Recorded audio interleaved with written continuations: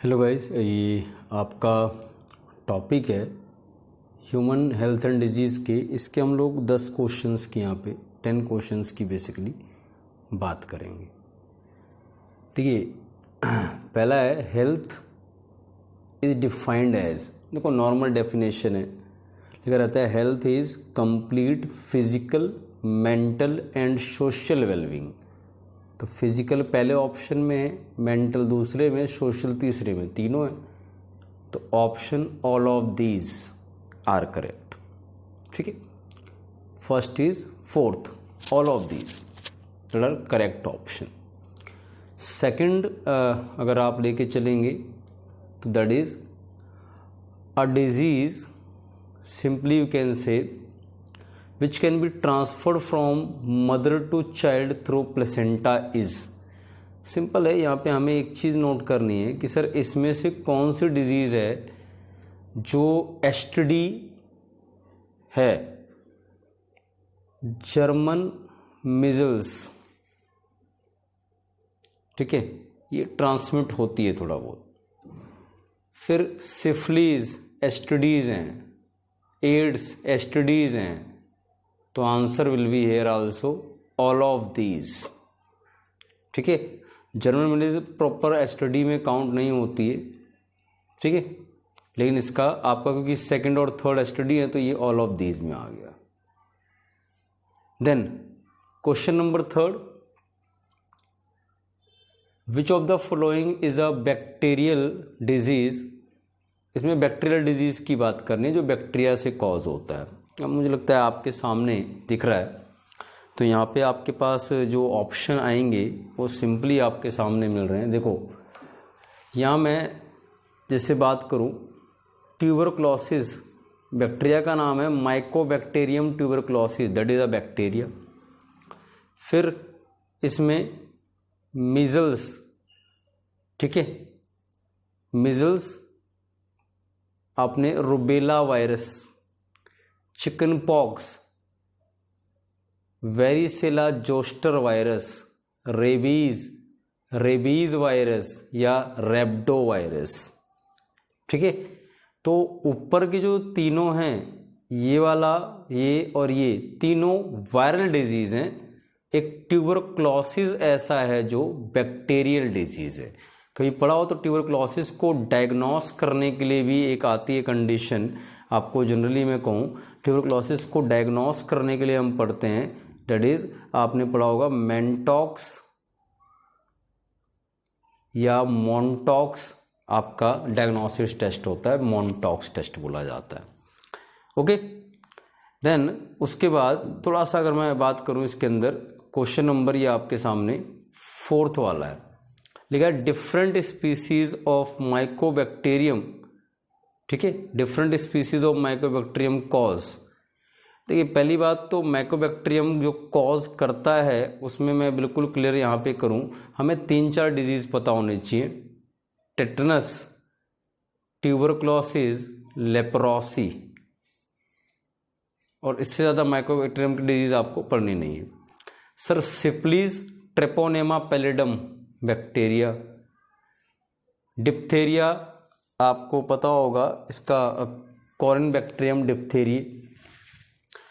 उसके बाद whooping cough that is simply you can say, इसको पर्टूसिस बुलाते हैं, तो बॉडेटेला, ठीक है, पर्टूसिस। फिर आपका लेप्रोसी, माइकोबैक्टीरियम लेप्रे है। फिर सिफिलिस आ गया, गोनोरिया, इसका निस्सेरिया गोनोरिया, इसका आपका क्या है, ट्रेपोनेमा पैलिडम। सिर्फ ये दोनों ऑप्शन नंबर थर्ड वाले, that is tuberculosis Mycobacterium tuberculosis and leprosy Mycobacterium leprae. तो ऑप्शन फोर्थ अगर आप करेक्ट आंसर पे जाएंगे तो answer number third that is correct. Okay, ये ऑप्शन में मैं क्वेश्चन फोर्थ की बात कर रहा हूँ। देन उसके बाद क्वेश्चन फिफ्थ आपके सामने क्या है, ये पूरा मेंशन इसमें, a disease contracted through wounds, accidents and improperly sterilised surgical instruments. Simple है,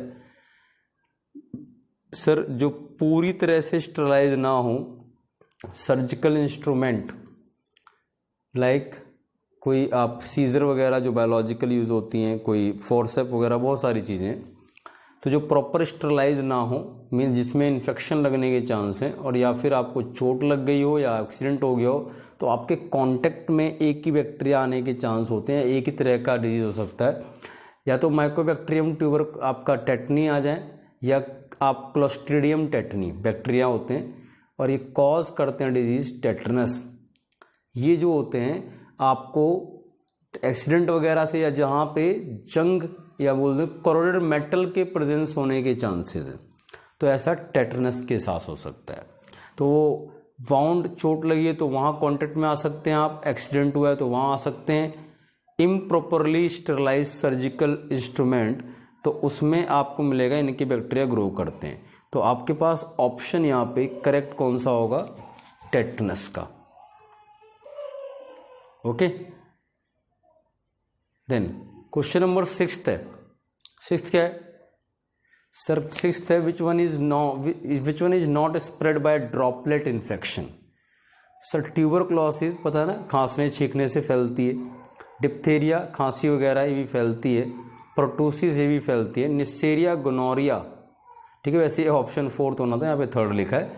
निस्सेरिया गोनोरिया जो होती है वो आपकी फैलती है, या गोनोरिया निस्सेरिया गोनोरिया से होता है, और ये आपकी फैलती है एसटीडी, सेक्सुअली ट्रांसमिटेड डिजीज़ है ये कोई ऐसा ड्रॉपलेट से या छींकने खांसने से नहीं फैलता है, ऊपर की तीनों फैलती हैं।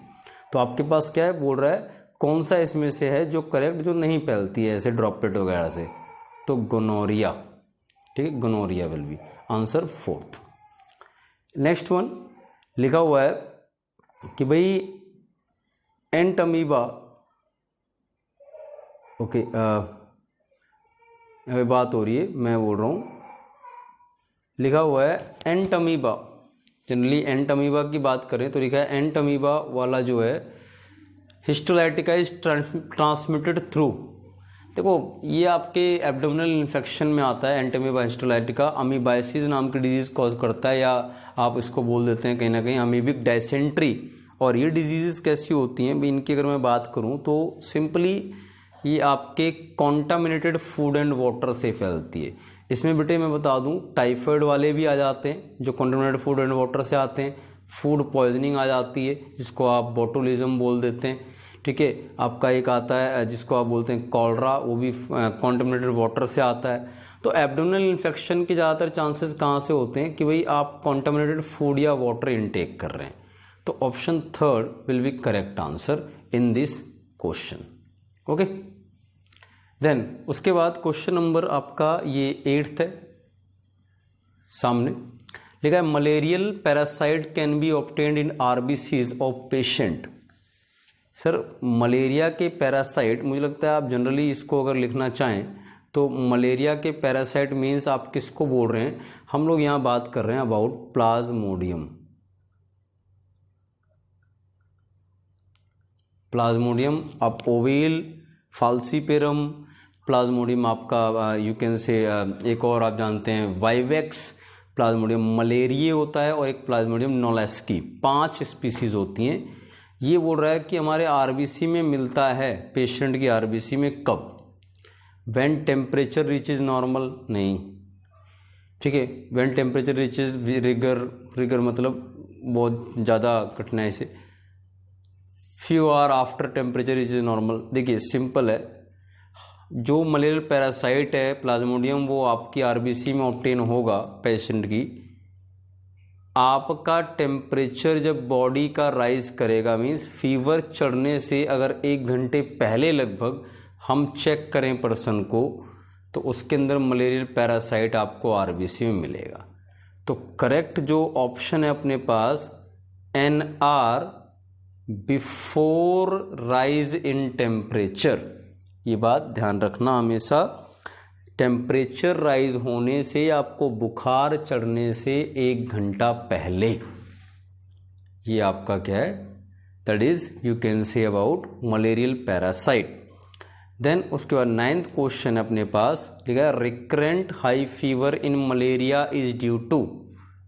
तो भाई रिकरेंट कभी मैंने बताया होगा आपको या ध्यान होगा, रिकरेंट मतलब होता है जो एक पर्टिकुलर ड्यूरेशन के बाद चढ़ता उतरता रहता है। लाइक मलेरिया वगैरह केस में कई बार 12 घंटे में, कभी 24 में, कभी 36 घंटे में, 12-12 घंटे में बार बार चढ़ रहा है उतर रहा है, 12 घंटे की ड्यूरेशन में, कभी 36 में, कभी, ठीक।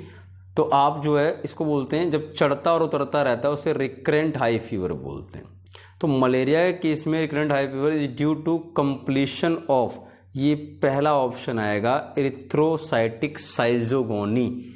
यहाँ पे वर्ड एकदम बहुत क्लियर ना हो तो कन्फ्यूज नहीं होना। स्पोरोगोनी मीन्स स्पोर का बनना, गेमोगोनी मीन्स जब गेमेट बनते हैं। ये एक्सो एरिथ्रोसाइट के बाहर पॉसिबल ही नहीं है, एरिथ्रोसाइट के अंदर ही होता है। एरिथ्रोसाइटिक साइजोगोनी का मतलब है जब एरिथ्रोसाइट को आप जनरली बोलते हैं रप्चर करना स्टार्ट कर देता है, उसमें डिवीज़न जब आपका एसेक्सुअल जिसको आप बोल देते हैं, आपका प्लाज्मोडियम है तो आपका मल्टीपल फिजन से कर रहे हैं।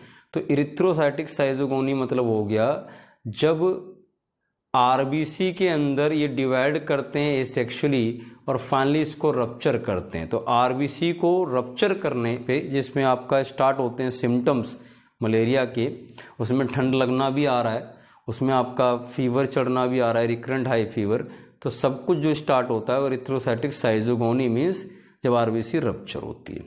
ओके, ये आपका एरिथ्रोसाइटिक साइजोगोनी वर्ड यूज़ करते हैं।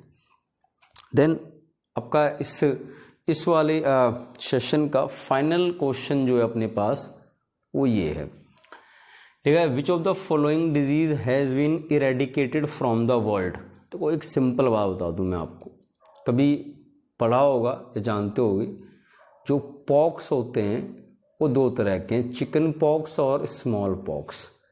स्मॉल पॉक्स जो होता है कॉज होता है आपका वेरियोला वायरस नाम के वायरस से, वेरियोला वायरस बोला जाता है। चिकन पॉक्स होता है varicella zoster, plague yersinia pestis होता है, पोलियोमाइलिटिस पोलियो वायरस या आपका पिकॉर्ना वायरस भी बोल देते हैं इसे, काला आजार जनरली आप जानते हैं लेशमानिया डोनोवानी, ठीक है, ब्लैक फीवर भी बोला जाता है इसे, ये सारे। तो स्मॉल पॉक्स जो है वो कुछ 1979 के आसपास इरेडिकेट है और इसके लिए ही पहली वैक्सीन बनी थी, और वैक्सीन को पहली बार बनाने वाले जो थे उनका नाम था एडवर्ड जेनर साहब। इनको फादर ऑफ वैक्सीनेशन भी बोला जाता है, वैक्सीन, ठीक है। तो एडवर्ड जेनर ने स्मॉल पॉक्स को 1979 में उसकी वैक्सीन डेवलप करके पूरी तरह से वर्ल्ड से इरेडिकेट कर दिया।